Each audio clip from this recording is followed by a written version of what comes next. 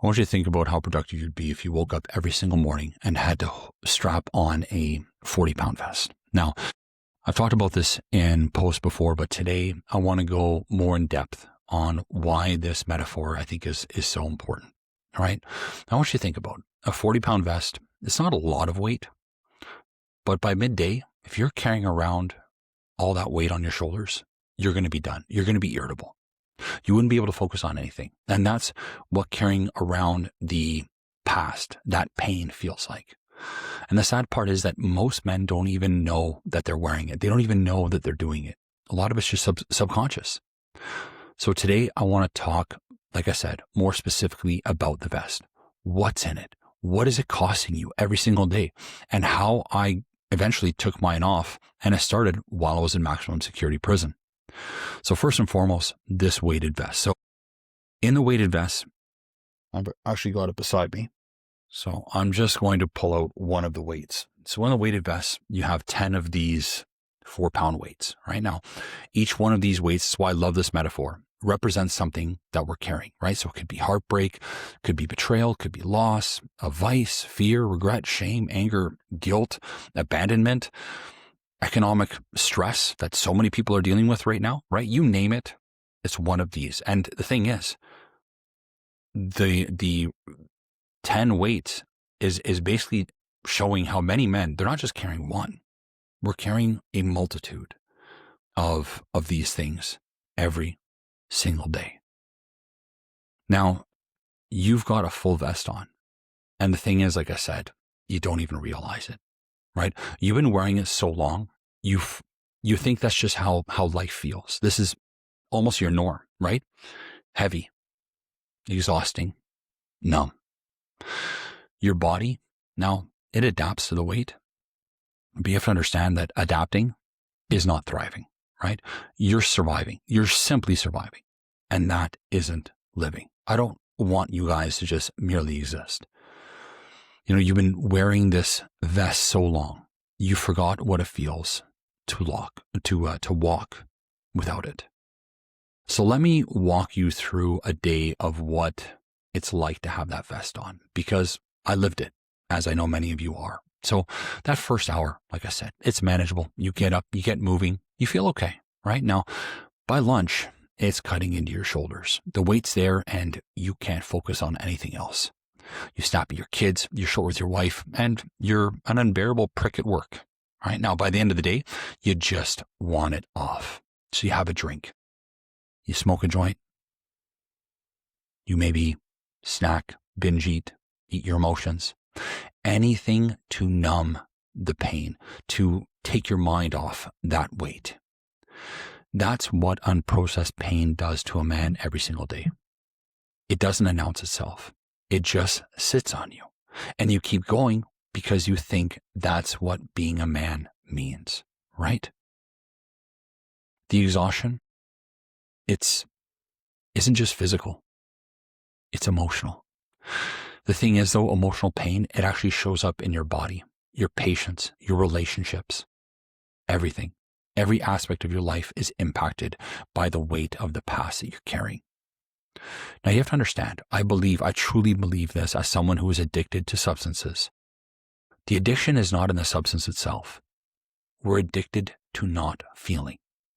The drugs and the drinking, the food, they're not the real problem. The real problem is that facing our past means taking ownership.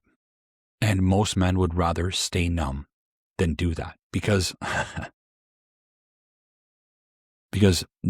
that kind of shit is hard. It's real hard.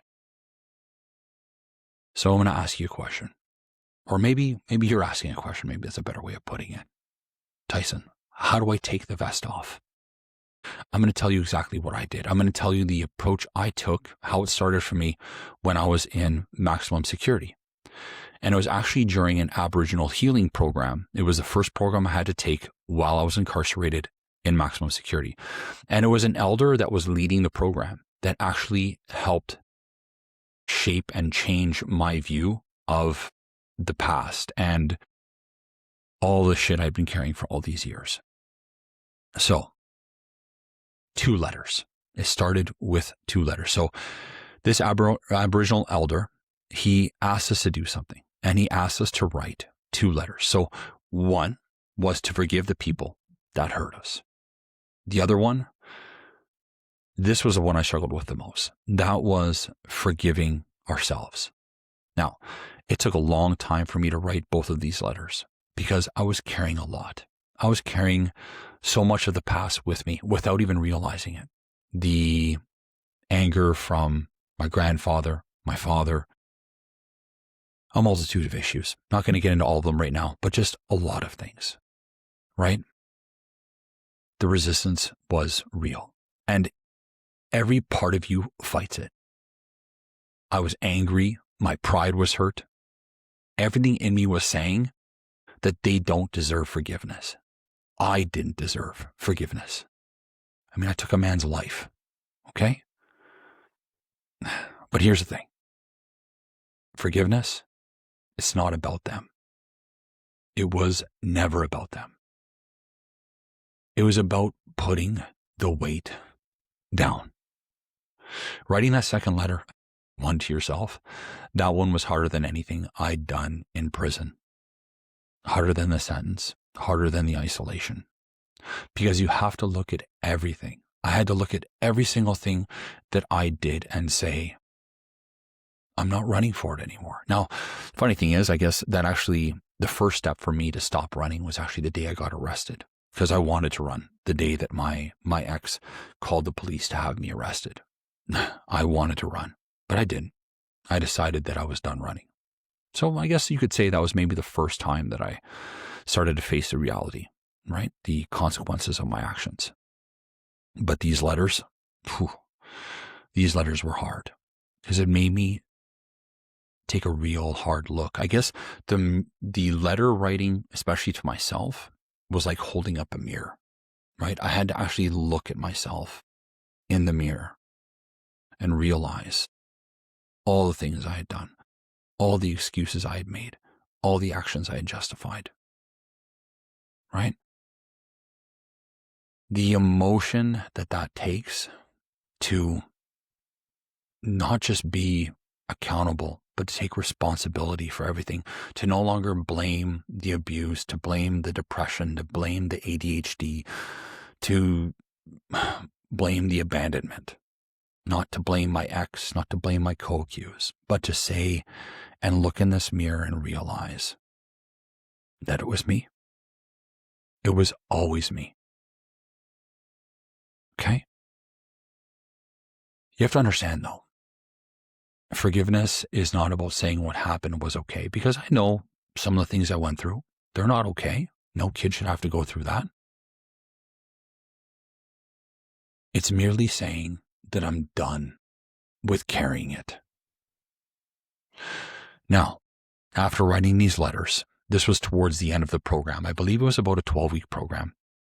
So towards the end of this program, it was, I think, the last about 2 weeks before the conclusion. He had asked to do these letters, knowing it would take some time, especially those who want to put in earnest effort into doing it. So after we wrote these letters, the eldest told us it was time to burn them. And it was at a sweat where we did this. So the sweat ceremony. Maybe you guys have heard of the Aboriginal sweat. So I'm going to go into a little bit now of that day, because I'll never forget that day where we had the sweat. It was tough. So a sweat, for anyone who doesn't know, is, and I'm going to do my best. I have Aboriginal on my dad's side, but I'm definitely non-practicing. It's not something I've grown up with, and I've only really ever done one sweat in my life. But basically, you have a tent. Now, I do believe it's made from the skin of animals. From my understanding, it's also almost kind of looks like an igloo in the shape. It's a dome shape. And it has just obviously one entrance, and there is absolutely no area for the air to escape. It's basically just meant to almost cook you. It is very hard. Like I said, mentally and physically, arguably probably the hardest thing I've ever done in my life. So first and foremost, before the sweat, the native elder asked us to fast for 24 hours. So no food for 24 hours leading up to it. and we could have water. That was fine. But basically just to allow our systems to not have anything in, because some people end up throwing up, and it can happen. I mean, I don't know if anyone's ever heard from this, but if a sweat is done incorrectly, people have actually died. So that's why you always want this to be supervised by someone who's familiar with it. And again, that's why the elder was there. And I think he had 2 other helpers that came in from outside that knew what they were doing. So again, it was relatively safe for something that could be relatively dangerous. So now in this enclosed space, it is small, it is dark, and it is hot as hell. And I've been in saunas and steam rooms, and those have nothing on this. Now there are rounds to this sweat. Now in each round, you have these rocks. These rocks have been sitting in a fire. They've been sitting in a fire for a few hours. Now one is brought inside, and they're big rocks. One is brought inside every round, right? And steam's poured on it. There's, I guess, kind of, you could say, a prayer and songs that are sang. And for each round, another one of these grandfathers, one of these rocks is put in. And each round is hotter and longer and more intense than the last. Now, we started in the program, we were 15 guys. So 15 guys started out in this very tight, small, enclosed space. Now, through each of these rounds, 5 rounds, out of the 15, only 3 of us made it to what they call the warrior round. And that is where finally all the grandfathers are brought into this tent, so to speak. And it's just to see who can last. I honestly don't even know maybe the significance of the warrior round, more than just a test if you can take it. I was able to last all the rounds, including the warrior round. And that was just, it was definitely something that built a lot of mental fortitude and character to go through. Something I'm actually very proud that I finished, because I hadn't finished a lot in my life. I would actually say in all of my life up until that point, that course and that sweat was the first thing that I ever really finished, and finished well. And I'm proud of myself for it.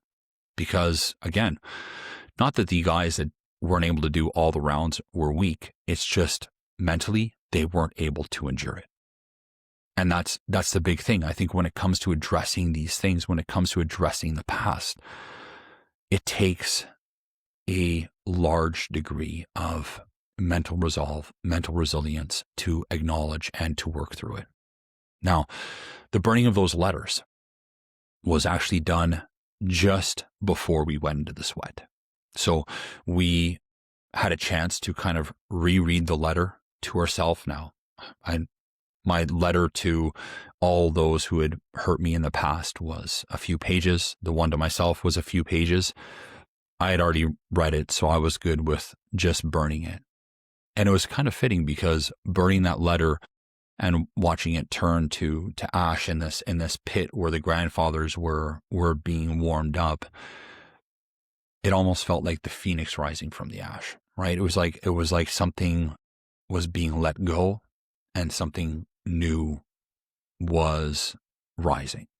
There was a part of me, and I honestly I can't describe it perfectly, but it really was like, finally, for the first time in my life, there was a weight I wasn't carrying. Now, sure, I hadn't been eating for 24 hours. That might be part of the reason why I felt a little bit lighter than before. But I went into that sweat lighter than I'd ever felt. And I came out feeling even lighter. And even though it was, like I said, arguably one of the hardest things I've ever done in my life, I felt so good coming out of that thing, that I was able to let go of the past, that I was able to endure something that most people tapped out and couldn't finish. I was proud of myself, right? It proved something. It proved that I had the ability to let go, and also that I was capable of fully committing to something that was hard, right? Burning these letters, it was one of the hardest workouts. Actually, writing the letter writing the letters, I would say, would be the hardest workout, one of the hardest mental workouts I'd ever done. And like I said, it was the lightest I'd ever felt after. Now, you might be listening and thinking, look, Tyson, I don't have access to a sweat lodge. I don't have an elder, and that's fine. Look, that's not the point here. Okay? Just sharing an example. Now, forgiveness. This is about forgiveness. And that is arguably the hardest workout you're ever going to do. Now, most people, they won't accept forgiveness, either because it's too hard, they won't attempt forgiveness because it's either too hard or because staying a victim is easier and it's familiar, right? Your ego, it hates having its flaws exposed. Growth. You have to understand, growth comes from this, but growth is uncomfortable, right? Sore muscles after a good workout, that pain, it signals progress, right? Same thing applies to healing. Now, you don't need a sweat lodge. All you need is a pen and a paper, right? Start writing a little bit. And you don't have to do it all in one sitting. I sure as hell didn't. I spent a good week writing those 2 letters, right? Write the letters. Read them out loud to yourself. Most of the time, the people that have hurt us, 1, either don't know they've hurt us, or 2, they don't care that they've hurt us, or 3, they're not around anymore to make peace with, right? So that's why these letters are really just for you, right? Write the letter, then burn them, tear them up, whatever form of this you want, whatever feels cathartic for you, right? It's not the format that matters. It's the release. It's the release after. You have to understand, forgiveness is a practice, right? It's not a one-time event. Some weights take multiple rounds to put down. Like, just because I did this, it didn't mean that everything just disappeared after, right? I did a lot of work for that, but it's not like I was magically healed just because I was working on forgiving the people who had hurt me in the past, and that I was trying to forgive myself for the wrong I'd done in my life. No, it's not like one and done. It is a process. It is a lengthy process. I think one of the things that could be sometimes frustrating for so many people is that they want it to happen fast. They want it to happen now. And I always tell this to the people that I work with and to anyone that's ever heard my story. Please understand, I was incarcerated for 10 years. Now look, this isn't about bragging. I'm trying to get you to understand, right? Prison is not something I'm proud of, but it is a part of my story. And that's why I share it. It doesn't define who I am. It just explains who I am now, right? My past doesn't define who I am. And that's what you have to understand about it. A lot of those things that you think that your past defines you, it doesn't. And like I said, it's a slow process. With those 10 years that I spent incarcerated, I think it's 87,000 hours that I've spent on self-development, on self-care. Like, put that number in your head. Most of you will never have that opportunity. Now, does that mean you won't be successful? No, absolutely not. That's a reason why I'm here. That's why I'm trying to provide you with all the tools and resources, because I truly believe it can be done in a shorter time, but it's going to take a concerted effort on your part. And that's, I think, the problem that most of you will struggle with, and that most men fail to do, right? A lot of you might hear this and you might feel really motivated by what I'm saying. Well, motivation only gets you so far, right? This is real work. This is, maybe for lack of a better term, this is real man's work. Forgiveness, you have to understand, guys, it's the hardest weight. It's the hardest rep. It's the hardest workout you'll ever do. And most of you, you won't ever attempt to do it. And that's why most men will be stuck wearing that vest with these weights for their entire life. So I want to leave you with just one more thing. The last thing is a choice. Now, I'm not saying this stuff because I don't think you guys are capable. I think every single person is capable of doing this. It's just hard. That's the reality. That's the only reality I'm trying to get you guys to understand here. Because you have two choices. You're either going to be a victim and remain a victim, because you're a victim right now. Okay? I was a victim. Not just a victim of the people who would hurt me. No, I'm not even talking about that. I'm talking about a victim of my own choices, a victim of the choices that allowed me to keep that vest on for so long. So are you going to be a victim or are you going to be a victor? That's it. Those are your two choices. So with that being said, a lot of people, they're never going to be happy because I think deep down, and it's sad to say this, I don't think they want to be. I think a lot of people would just rather stay a victim of circumstance, than become a victor of opportunity, because it's familiar, it's comfortable, right? The other one, being a victor of opportunity, that other one requires a whole new identity. And like I said, a hell of a lot of work. You're not responsible, okay, for the things that happen to you. The abuse, the betrayal, right? The pain, the heartbreak, all those things.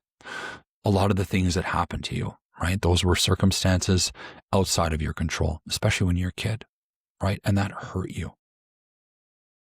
It probably broke you. And I'm sorry. And that's why I am pleading to you men to not stay broken.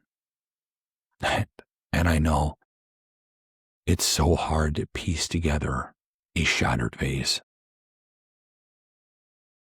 But it's doable. You can do it. It just requires work and patience. Okay? Look, with all those things, the only thing you're responsible for right now is for your healing, right? Like I said, there's a lot of things that happen to you from people who hurt you, and you can't do anything about that, but you can do something about the situation that you currently find yourself in. You can currently work on doing something to take back some form of control in your life. Because the thing is, I can't take the vest off for you. Your wife can't take the vest off for you. Your therapist can't take the vest off for you. No one can. No one's coming to take it off for you. You have to do it yourself. You have to start by even acknowledging that you're carrying this damn vest. And you're going to have to take it off. It doesn't come off, like I said, just, this. If you're watching the video, you'll see me holding up this damn vest. You don't just get to take this off in one shot. That's not how it works. You start by just taking out one weight at a time. And then it gets just a little bit lighter to carry. And you get a little bit stronger, a little bit lighter, and a little bit more capable. You become a lot more bearable to be around. And you're able to start becoming a better husband, a better father, a better boss, a better employee, a better human being.